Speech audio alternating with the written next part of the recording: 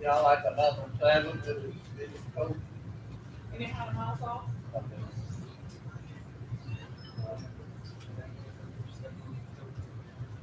It's off?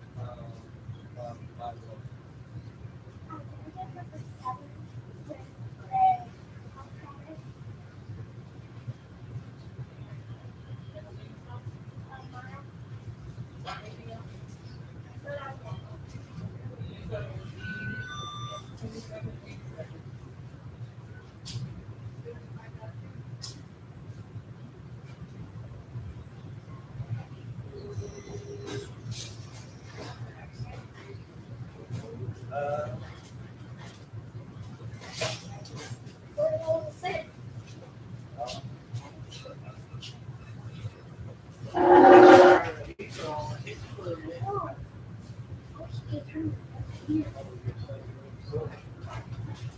Well,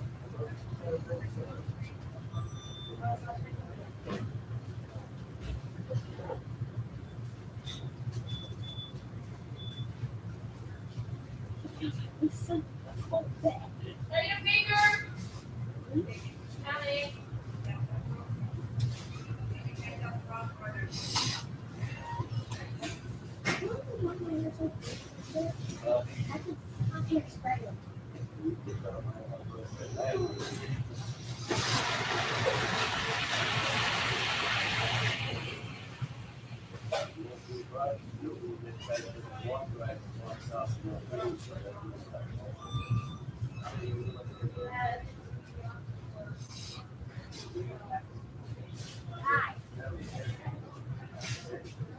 You also died from cancer.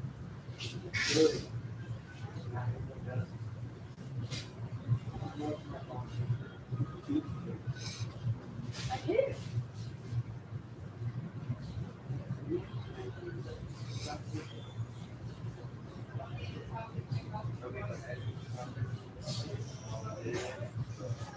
her daddy, mom and dad, yeah.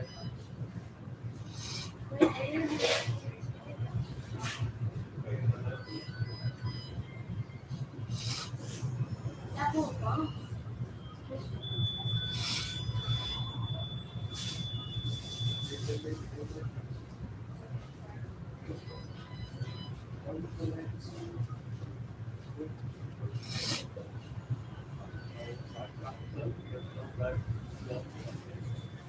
Whenever I'm hard to get back. 137, 100.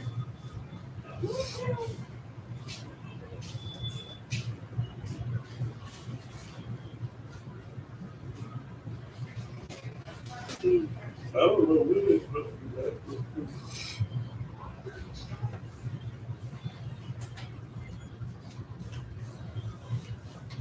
I wish I had made it supposed to be back.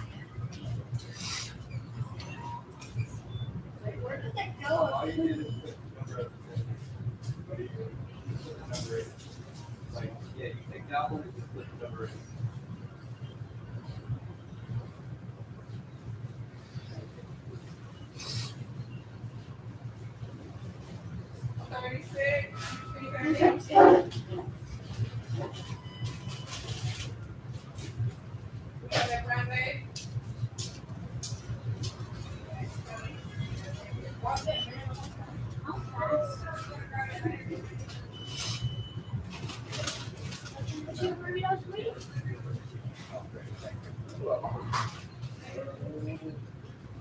Now I have cameras up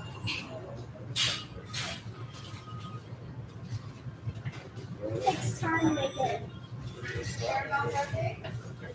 Oh, you're cold. It's alright. Big old pal. I didn't expect a medium.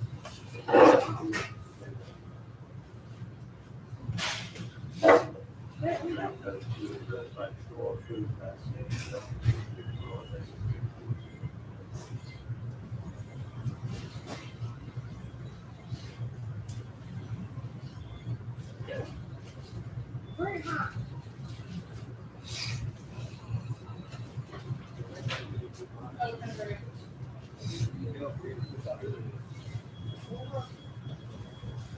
Especially if you need to take a bite of it. I don't know why you would like it.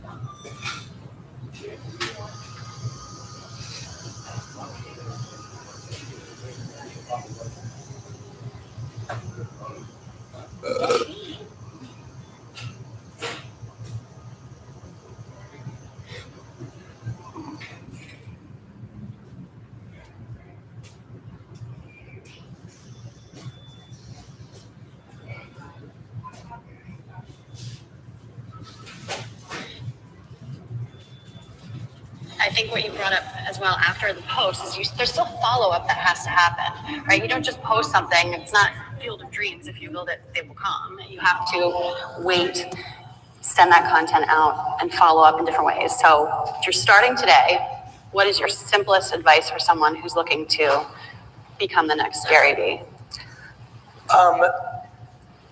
Very few want to be Gary Vee in this room, but a lot of people want to sell their brand to, a food holding company, or go coast to coast and build something meaningful, go IPO, or have a nice side business. It really doesn't matter what your ambition is in what I assume most of you are doing at this event.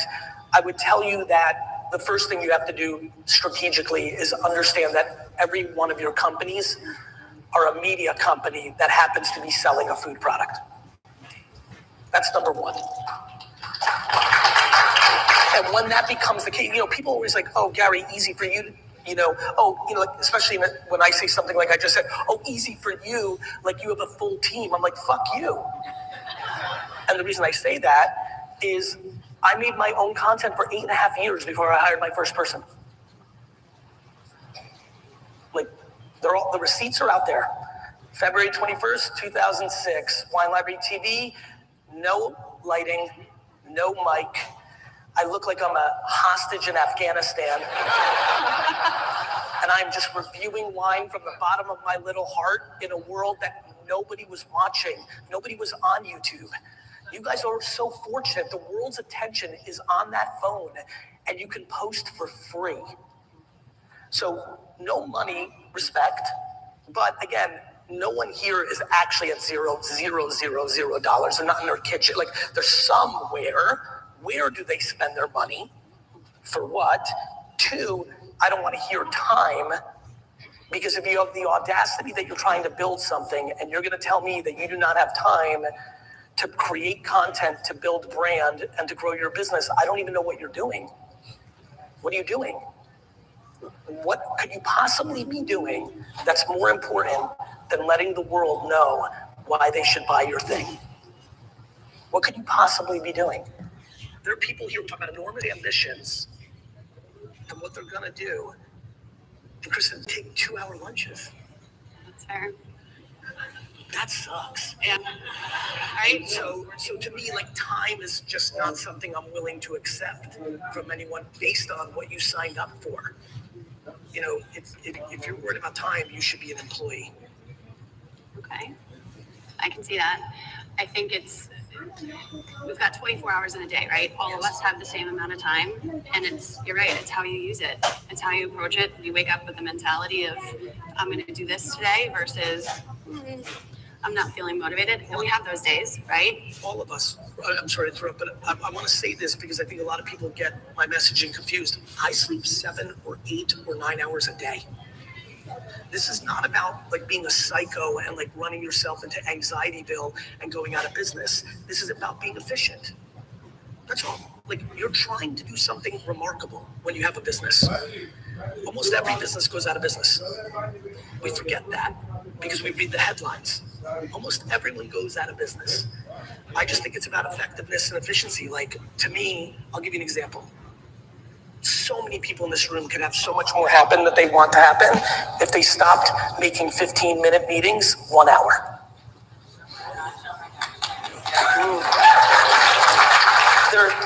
The reason that happened just now is so many people right now are sitting there like, yeah, like humans fill the time that has been allocated. I have 20 15-minute meetings every day. All of those are always 45, 1 hour and 30-minute meetings of a lot of my contemporaries, and a lot of employees that work for me start to figure it out. That is what I'm trying to push entrepreneurs and operators in this room to debate, not the anxiety-filled, like, I'm so tired, I can't. The reason I sleep 7, 8, 9 is because I go so hard. I need that energy, right? Like, it's not about all those like cliche things. It's about impact, effectiveness, strategy, being thoughtful, and most of all, being accountable, right? Like, we just have to be accountable. And I know the meetings, the lack of meaningful meetings that this room, by the way, me included, like, I'm a psycho for this one.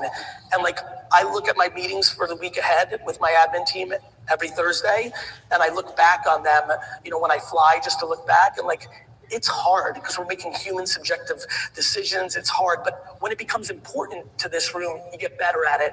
Content creation and being effective and efficient with your time are like literally 2 of the 4 most important things for 90% of this room that are trying to build something where 99% of things fail.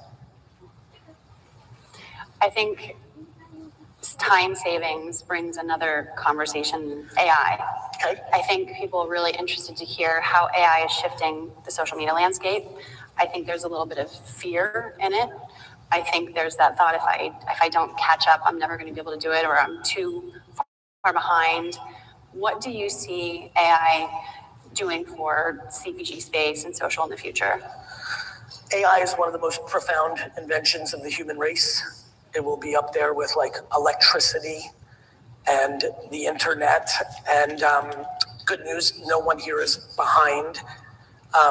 AI is one of those things similar to social media or the internet or mobile or any technology. Like, you could be behind, but if you just get good at it tomorrow, you've caught up, right? Like, it's really fun to know that truth. Like, it's incredibly encouraging versus discouraging to many in this room to just know if they're willing to put in the time to get educated and to start using the tools, whether it's Claude or OpenAI or Perplexity or whatever it might be. Like, it's incredibly nano.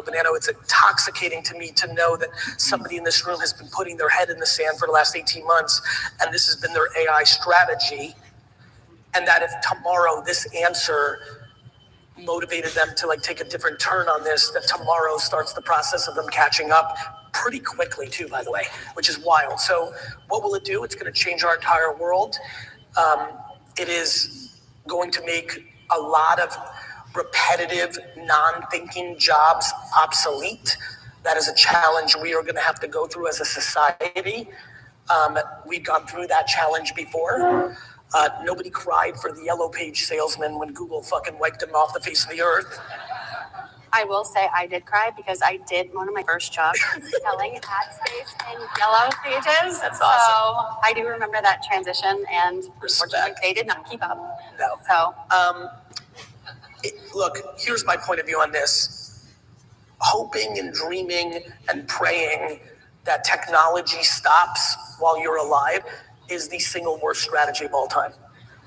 And on the record, did everybody just hear what I told you about email open rates and Google AdWords? I wish the world stopped then. I had it figured out. The shit that I do for a living is exhausting. You think I was excited 24 months ago to spend 50 hours learning Substack? I sure wasn't.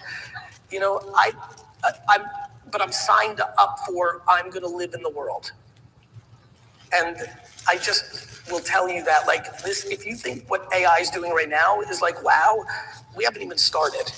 Like, you think that you're like struggling, that like you're a designer or you have a designer, like what do you do with that? Or an admin or a project manager, you know, who just takes notes can be replaced by audio AI. That's nothing. Like, Chris, do you know that like 30% of this room's grandchildren are going to marry an AI robot? that's a hard concept to grasp. That really is. Yeah, I mean, we're struggling enough with simple little things like religion and race and gender when it comes to marriage. Wait till your grandkid comes home with a fucking robot. Therapy will be much cheaper. For sure. Half the room in here that uses AI uses it for therapy. I've done it. Yeah. Well, So, yeah, I mean, what do I think? I think it's going to change the entire world. I don't think that's some profound statement. I think anybody who's halfway paying attention knows that to be true. It really does, for me personally, because I lived through it, feel like Internet 96, 97. Like, you're like, wait a minute. This is like, wait a minute. I mean, it changed my life. I thought it was going to open 100 liquor stores. I was going to build a Toys R Us of wine stores. That was my whole childhood dream. And then in 5 seconds in a dorm room in 1995, I heard coo-coo, went on it for 15 minutes and realized my whole life has changed. And the day my brother called me about OpenAI a couple years ago, that first day when that hit, and I got home to my hotel room and I played with it, I'm like, oh, fuck.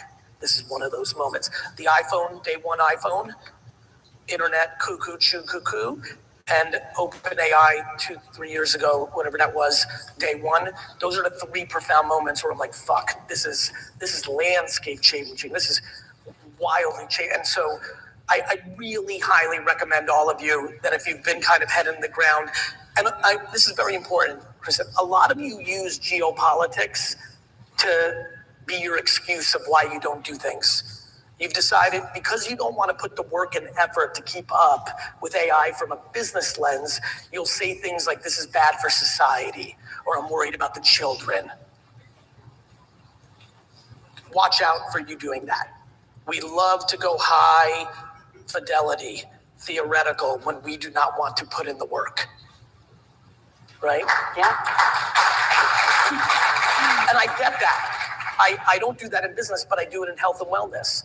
I try to come up with unlimited reasons why I don't go to the gym if I skip a day or if I eat some crap. You know, I'm like, you know, they're going to figure something out. GLP-1s, what the fuck, you know? So we're very excuse-oriented when we don't want to put in the work. You know, I'm curious. We are here for a health and nutrition expo conference. We're talking about natural and organic foods. When did that start popping up in your life and start making changes to live a healthier lifestyle? 12 years ago, I was flying from Houston back home from a keynote speech, and I was just like head on the window, and I was like, I really need to, like just was talking to myself. I'm like, it's time for me to get healthier, right? I started working at my dad's liquor store at 14. So like even high school sports were kind of off the table for me. So like I just never, and it's not in my family's DNA. So I never worked out. I didn't have a fucking muscle in my body. I wish my trainer was here.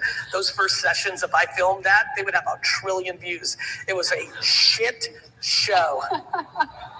So first I started working on my actual like physical, like, you know, I had a lot of back issues from the liquor store, my QL, all that stuff. I worked through a lot of soft tissue. I gained a lot more muscle. I lost a lot of fat. That was good. 6 years ago, when Mona really started, my wife is very deep in clean life, and she really started to put the thumb on the scale of my life. And, you know, this goes back to why I'm so passionate about business discipline, because I am not health and wellness discipline. Every day is a battle for me. Every day is a battle. Every day going to the gym, like I do not want to do it, and I have a full-time babysitter to make me do it. You know, every time, like a week ago, I got to my hotel room at like 1 a.m, and like those fucking gummy bears in the hotel room, you know, and I'm looking at them, and my brain, what's amazing about where I am with health and wellness now is my brain is like, that is poison chemicals. I like, you know, that's not how I used to think about it, but I look at it now, I'm like, oh, hi, poison, you know, chemicals in the shape of cute little bears. Yeah, and ladies, bears. Thank you for clapping, but I have bad news. I ate the fuck out of those bears. But my percentage of eating those, you know, bears is now offset with Psycho Life. Like my cream cheese in my fridge right now is fermented parsnips. So like I'm hanging with Mona sometimes, like way off the reservation, soon to be mainstream, hence this incredible world. And then there's other times where I slip up, but like I've made some profound health changes. Like I can tell you, like I rarely eat food out at this point because of cooking oils. Like it is insane how scared I am of seed oils in high heat. I'm like more scared of seed oils at high heat than like terrorism. And so my education on, like, again, back to the point I was making here, like even watching the videos yesterday on my flight about the show, there's levels to the game. And again, everyone here is allowed to decide what they think is right for them. But for me, I just am so grateful for my wife to know that my brain understands what's happening. And every day I try to get more disciplined of making the right choice versus the wrong choice. But that journey's been very healthy. Forget about physically. If you look at videos from me 10 years ago, like you can see transformation. It's more in my blood work, my cholesterol levels. Like I'm a healthier person. I'm grateful for that. And I'm aware that a tree might fall on me in an hour and I will die. And I get all that. But putting yourself in a position to be healthier, I think a lot about strength, though. Like I would say a lot of people eat healthy, but don't work on their lower body leg strength. I think the data around like longevity, around how strong your legs and glutes are because of falling in your 70s and 80s is something I'm very passionate about. And so it's I mean, if 38-year-old me just watched what came out of my mouth for the last 2 minutes, he'd be like, dude, what the fuck happened to you? But I'm grateful for what happened to me, and just like education, like anything in life. Like, for example, back to something less important. I'm so happy I got to say, please make YouTube shorts for Gemini's AEO, GEO, because I know 11 of you are going to do that, and that's going to be good for your business. No different than me telling somebody, like, don't eat products with natural flavors on the packaging might change someone's course on that. They're all kind of the same. Similar to what Vincent said, the most important thing that I talk about for me is kindness and humanity. Like when I die, hopefully, I kind of decided recently that I want to know I'm dying, not a sudden one, because I want to like think those last several months. And I have a feeling if I'm lucky enough to have that, I know already, even at the halfway point, teaching the world that nice guys finish first, nice people finish first, is definitely a big agenda of mine. I want to continue to pound that message. TurboTax locations are now open in your neighborhood. So, hand off your taxes to an expert today. Now, local expert.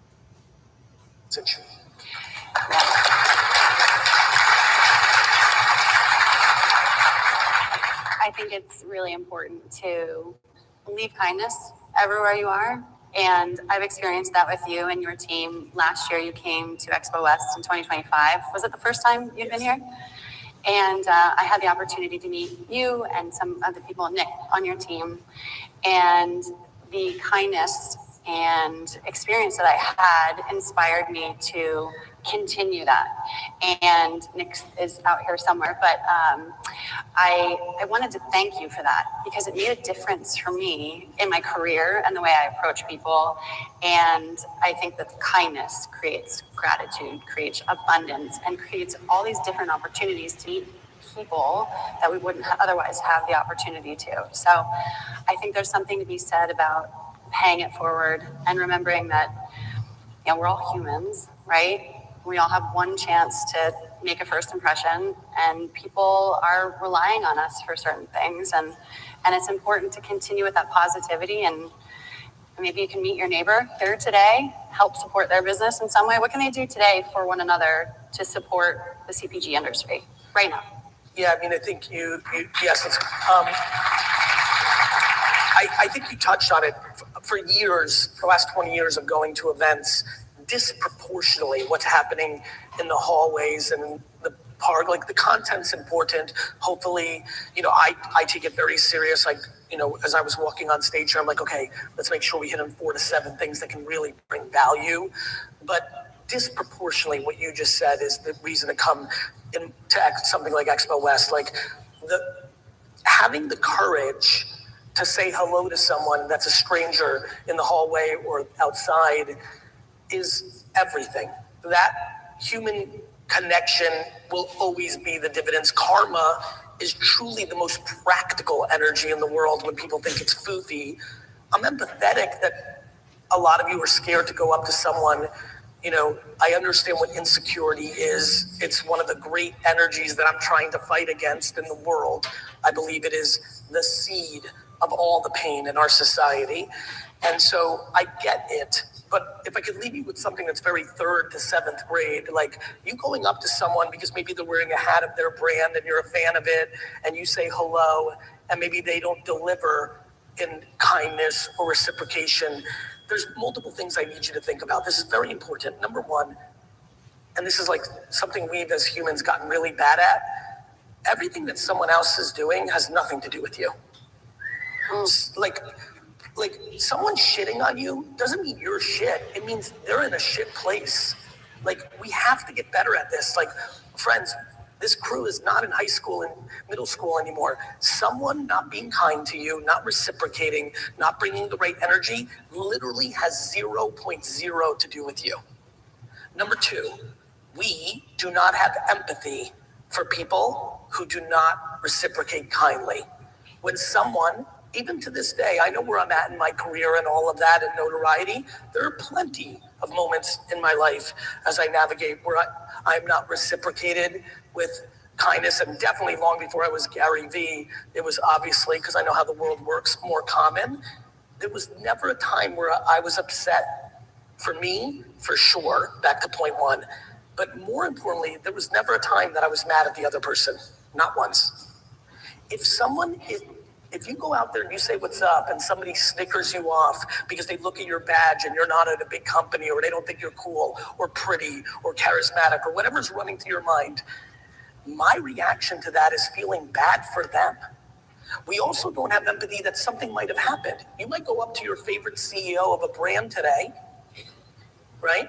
Say hello, and she's or he unable to reciprocate because they just got a phone call 40 minutes ago saying their grandma was terminally ill, or the factory burned down, or their purchase order was canceled at 11:59. I do not understand why we do not have empathy, compassion, and sympathy for someone who reciprocates with bad behavior. We've become so delusionally focused on it's about me that we do not have the capacity to think it might be about them.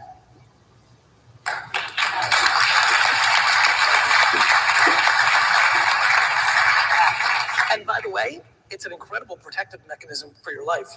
Because that has been my default, because I'm remarkably well parented and very lucky with DNA and circumstance, my life is light. Someone shits on me, it's a 1/1300th of a second event. Someone shits on my dad, it's a 47-year conversation. I'm serious. I got very fortunate that I have 2 very opposite parents. And like, they're only 20 years older than me, because that's how we did in the old country in Russia. I was actually born 9 months to the day of my parents' wedding night. Wow. So they're my homies, not only my parents and my best friends. And I've just watched two people live life completely differently. And I promise you, optimism and empathy is much better than cynicism and anger. Okay, so are you open to encouraging everyone here to do a small act of kindness? Please. Maybe you can support one another's businesses, follow them on social, meet your neighbor in your chairs, see if you can follow each other. Yeah, everyone's got a badge. Like even the simplest thing, because I know it's so hard, like because the world's changed, but like even a photo of each other's badge and follow up later, like that, the ROI of a hello to a stranger is profoundly phenomenal. And yet we've really, and I hate that we're in this place where, because again, I'm 50, like this whole concept that Gen Z or Gen Alpha is bad at this, no eye contact, like 90% of the people I grew up with were introverted. Like this whole concept, like we've always been like this. It is a human trait. Yes, technology has taken our attention away. If you didn't have the option to look at the phone, you were on the bus. Yes, I understand. But we need to level up our conversation on this. So yes, let's encourage everyone. Please, when this is over, I don't know if there's more talks after, but like not only in here, but out there, the more you just randomly say hello, the more this is going to be a very fruitful event for you. Yeah, I think you guys have a lot of takeaways from today, don't you? Yeah? So I'd like to open the floor, or if you're comfortable with it, to some Q&A. Do we have, how do they do that? I don't know. Have runners? Do we have runners? Go ahead, brother, yell.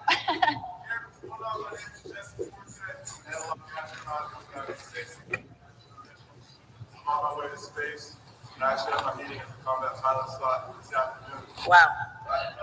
Wow. I developed a charcoal activated toothpaste tablet, and I would love to get you a sample.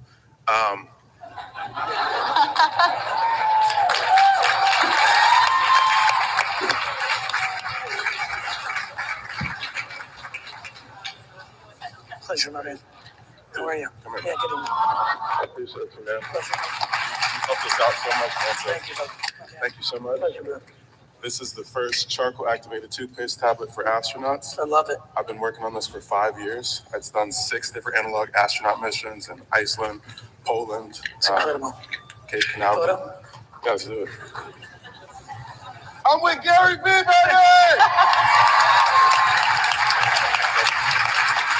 All right, who else do we have out there that has a question for Gary V? Over here, second row. You've always been like at the time with like getting on Google right away. Getting on Google right away with the ads and all these things. I'm just curious what your perspective and thoughts are on the metaverse. Is it dead? Is it still to come? Were they too early? Yeah, I'm incredibly bullish, very, very bullish in this nanosecond still on NFTs. I think similar to Web 2000, the greed of the stock market made pets.com and all this stuff. For the OGs in here, you might remember April 2000, every internet stock collapsed. The front page of Wall Street Journal said the internet was a fad. Same NFTs are going through the same thing right now. Like last week, $11 million of NFTs sold to collectors. 99.9% of this audience thinks it was a scam and a fad. The metaverse, as you may know, I was never talking about even in the hype of 2021. In fact, that was where I was trying to send people away from. VR is required for the metaverse, right? We need to live in a virtual reality, or at least minimally AR, augmented reality world. Meta, Google, I'm sure a couple of Chinese technology companies I'm unaware of, and I'm sure Microsoft or Apple or others, well, Apple for sure. Everybody right now in big tech is very focused on AI, as they should be, but in a separate department in the biggest tech companies in the world, everyone is trying to get us off of this. This is the remote control of the world for all of us. This is getting very dangerously close. There's a project called Project Orion at Meta that I really do believe in 6 or 7 years. How many people here have played with the Meta glasses and wear them at times? Just raise your hands. Not a lot, but please, if you could just raise it high, I just want the room to see it. How many of you that just raised your hands are blown away how much better the audio is on those glasses than even AirPods right now? Raise your hands. So like, not a lot of hands, pretty progressive audience. I do think in 6 years, 7 years, 10 years, we'll see that. But for the metaverse to be real, like I think metaverse will happen, but I think you're talking like Ready Player One type stuff. Like I think you're talking 15 to 20, closer than 2 or 3. And so that's kind of where I'm at on that. Awesome. Thanks so much. You got it. I feel like I'm an astronaut, so I'm going to eat this. All right, yummy. Who's next? Over here. Oh, friends, if you have a question, now they're lined up. So just line up to the sides. Sir. It's hard to grow your money when you don't know which path to take next. Move in the right direction with help from Intuit Credit Karma. Bring your credit, debt, and savings together in one simple view and get personalized insights to improve so you can keep your money growing strong. Download the app to get started.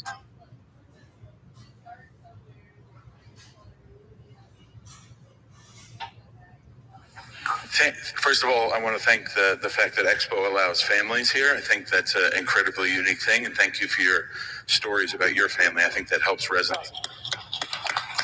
What's your name, friend?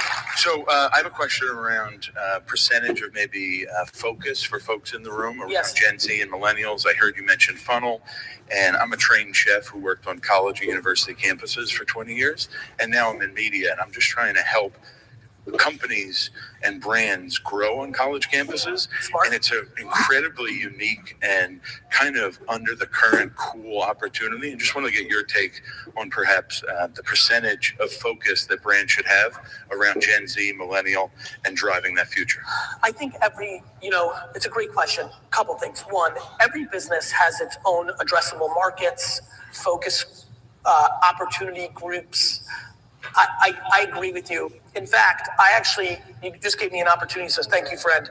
I think college campuses, this event, in general, I'm incredibly bullish experiential. I actually think the coolest thing going on in our society is this, what I'm calling a barbell effect. Extreme technology with AI, like extreme technology is coming, but all the way over here, I think one of the biggest opportunities in this room is analog. Running clubs, yoga, like hiking, experiential pop-ups. I'm obsessed with real life. And I think college campuses are incredibly important because one of the coolest things that are going on in the world, how many people here are over 45? Raise your hands. So a lot of you know this, if you have children, we are of the generation where our children are incredibly influential on us. So college marketing 40 years ago was interesting because you wanted the young consumer that was on strategy. It's double interesting now because the 19-year-old girl in her home is very impactful on her mother's buying behavior. In fact, we tried to sell V8 juice to dads. Sorry, this is making me choke, but it's very good. We had a campaign at Vayner where we were trying to sell V8 juice to 55 to 65-year-old men and market it on TikTok to teenage girls to influence that behavior. Like, this is for your dad, and it dismantled anything else we were doing. Yeah. Right? We all know the 16-year-old girl, the 14-year-old girl, the 19-year-old girl is very influential. So my answer of focus is, look, it depends on what everyone's creating, but does on-campus activations have an incredible opportunity for the brands in this room? Absolutely, especially if you film those activations and use that creative in your social. Turning every analog event into a production day for content and social doubles up the value of that execution. I think this is very modern, contemporary marketing. Thank you. You're welcome, brother. How's it going? I'm Jordan Seeloff. I'm with a company called Geared, and we created a technology that launches brands across Target, Walmart, eBay, Amazon, all the major retailers, and it doesn't cost you anything from a brand perspective. We do batches of 10, and we're leveraging systems that allow you guys to be able to do scale infinitely without the upfront cost. So that's why we're here. Thanks. So that was an infomercial. What is your question? That wasn't a question. That was a interrupted commercial. Just curious. Yeah, sorry. Not intentional, but yeah, go ahead. Yes, ma'am. Okay. So I have an infomercial, but first I have a question, if that's okay. What? I'm sorry? I said I do have a little bit of an infomercial, but first I have a question, if it's okay. I would definitely not start with the commercial after what we just saw.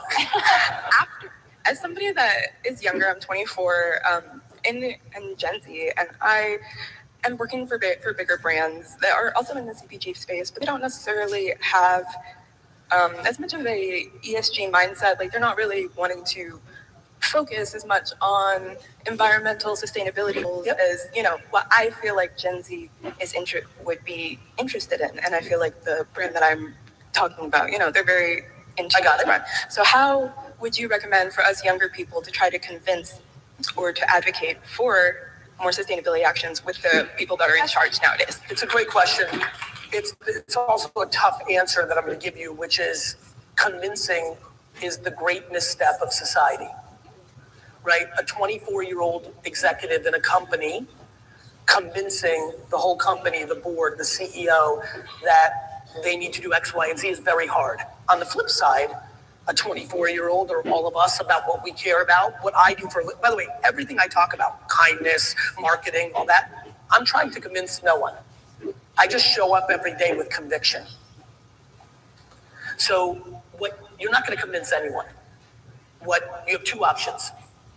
Save money eventually and start your own company and do what you believe in, or start making content or doing things. For example, you making a video with your phone and your friend and going on a college campus and interviewing 197 people and asking them, would they spend 50 cents more for this because of this environment aspect? And then editing that into a 21-minute video and hoping that video gets traction by putting it out in social is far more likely for you to achieve the goal you have than begging your managers, VP, SVP, EVP, C-suite to make a change. So I would say that for a lot of you, whatever you're passionate about, I'm very passionate about a lot of things.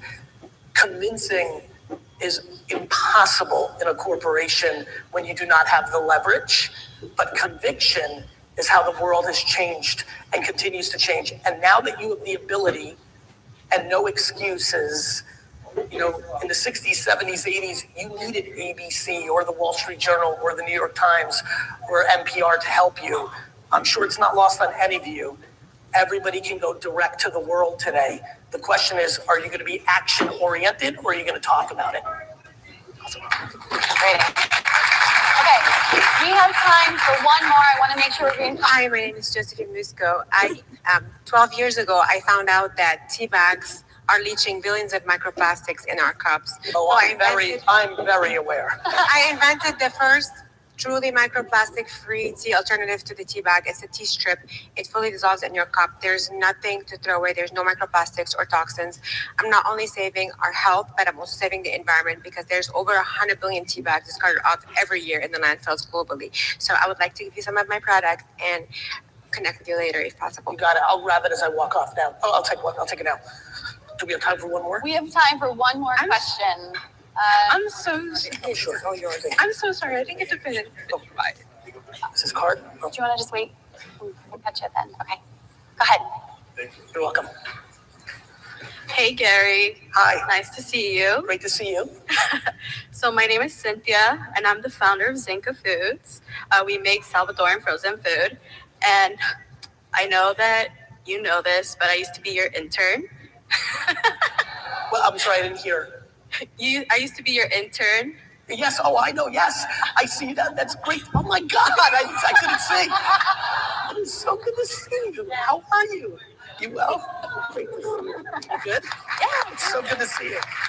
Renting a car for your next family road trip on the Turo app means extra fun, extra friends.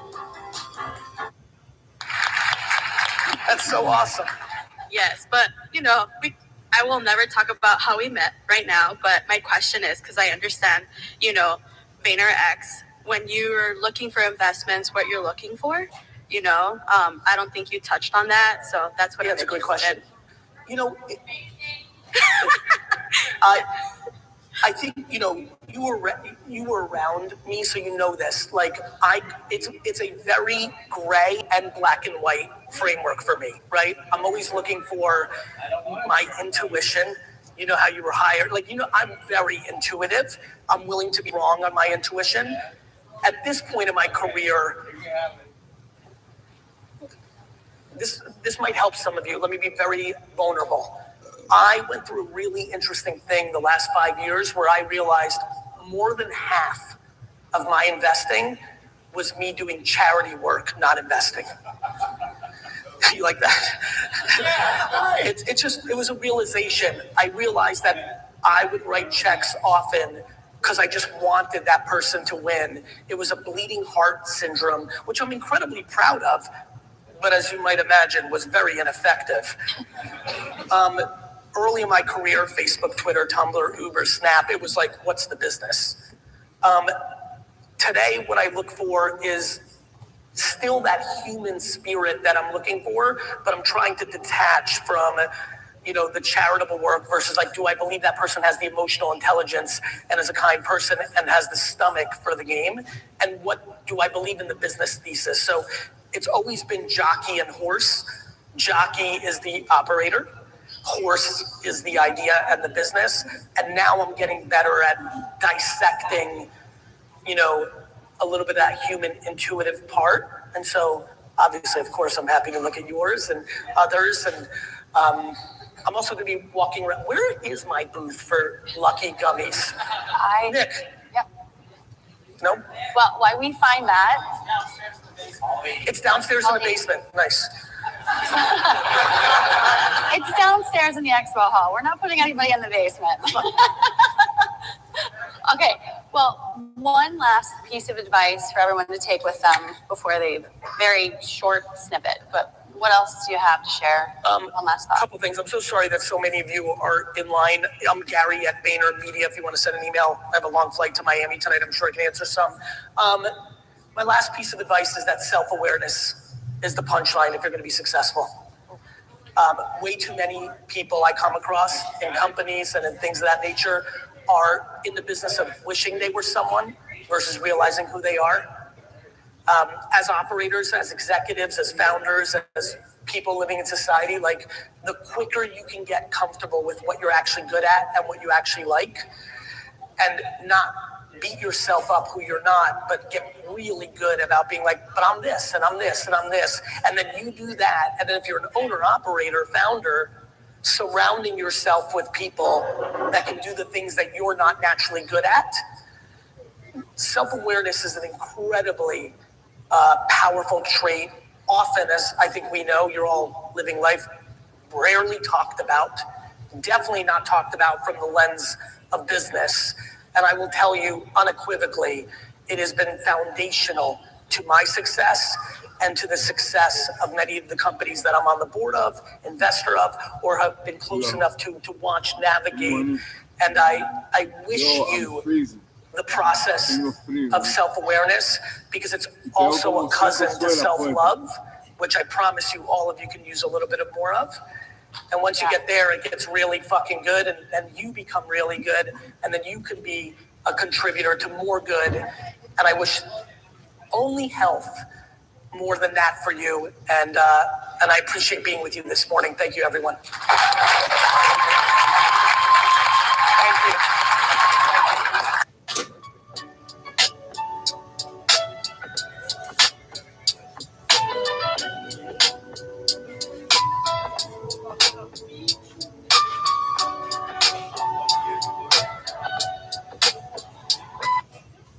That's the sound of an American oil company hard at work. Want to be a part of it? Listen up. Hello, my name is Adam Ferrari, and I'm the CEO of Phoenix Energy. I look forward to you joining us at our next webinar. If someone stole your melody tomorrow and made $1 million, could you actually afford to sue them? And more importantly, would a judge even let you in the building? The surprising truth is that relying on automatic copyright is the most expensive free mistake you will ever make.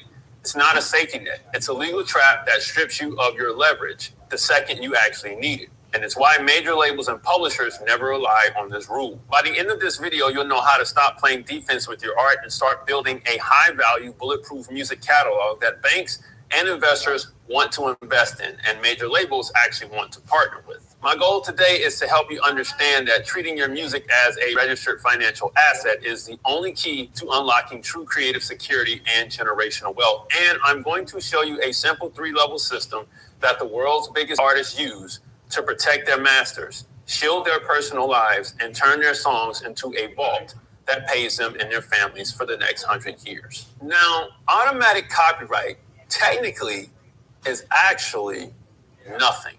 The brutal truth is that automatic copyright is a myth that only exists on paper. Even though it's honored in the real world and specifically in federal court, it is worth absolutely nothing. Back in 2019, the Supreme Court ruled in Fourth Estate versus WallStreet.com that you cannot even file a lawsuit until the Copyright Office has finished processing your registration and issued a certificate. Okay? If you need more information on that, watch this video right here. Here's the main problem. In 2026, the average processing time is still roughly 2 to 6 months. So if a major brand or another artist steals your song today, you have to sit on your hands for half a year before a judge will even look at your case. By the time you get your certificate, the trend is over and the money is gone. So if you rely on automatic protection, you'll lose the right to statutory damages for sure, meaning without registration, you can only sue for actual damages, which means you have to prove exactly how much money you lost. That requires expensive expert witnesses and possibly years of discovery if it's not a small claims issue. But if you register your work within 3 months of release,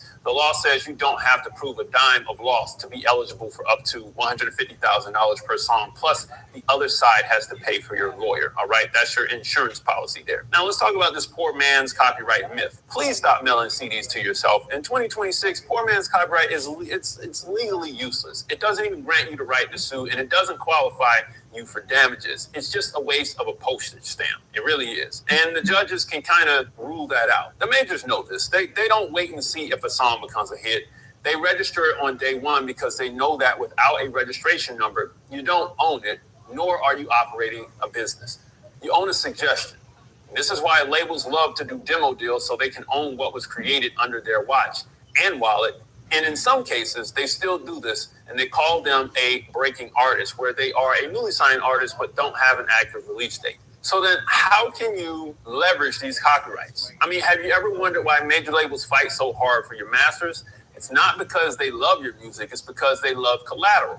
And to a label, a registered copyright is digital real estate. And while indie artists are chasing pennies and streaming, the majors are using their catalogs to unlock millions in the financial world. This is the power of copyrights and intellectual property, the power of the chain of title. I want you to think of a federal copyright registration as the deed to a house. You can't sell a house without a deed. You can't get a bank loan without a deed, meaning you can't leverage your music for big money without a registration number. Now, to be fair, if you got a mortgage, you can sell that mortgage contract, but that's neither here nor there. So let's look at what LaRussell and Drake have done in the past. And I mentioned this before on my channel. You can watch these videos here and here if you want to look up more information about what I'm talking about.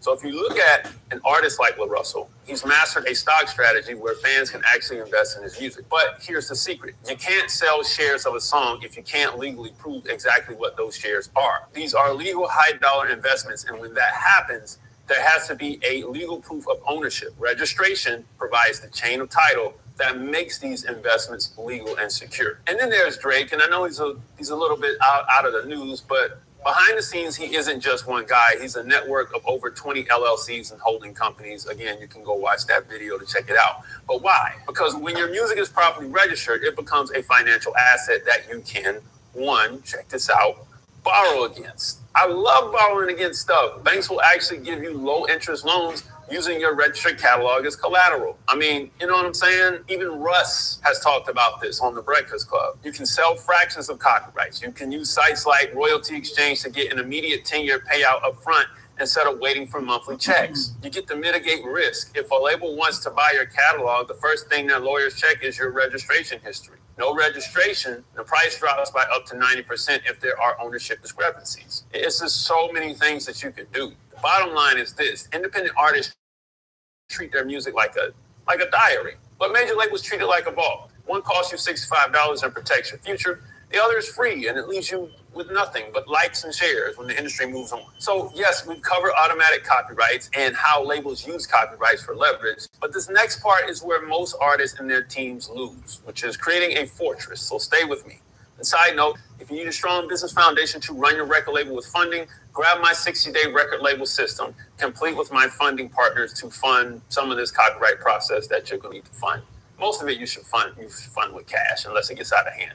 But the fortress, let's talk about it. If you want to get paid like the majors, you have to structure your life like the majors. They never own anything in their own name, and they never put their gold in the same room as their risk. So here's a 3-level fortress that you eventually will build as you grow. That's a disclaimer. I'm going to give another disclaimer just in case you didn't catch it. So level 1 is the operating LLC, and this is the shield, and this is where most of you all will start. So think of this as your front office. This is the company that signs the touring contracts, that signs the producer contracts, that hires the videographers, and rents the tour bus in the beginning phases. If you can afford that, you can rent a tour van. You know what I mean? In the beginning phases, you're doing this out of one LLC. You want all the risk to live here when you first start, mainly because it's all you can afford and you don't have much risk to mitigate. Now, as risk increases, you'll open operating LLCs for each use. So if a stage light falls on a fan, Instead of designing thumbnails, you could just paste your YouTube link into our AI and it will create scroll-stopping thumbnails for you. Clickly is the fastest way to create YouTube thumbnails that actually get clicked. falls on a fan, and they are suing the internet.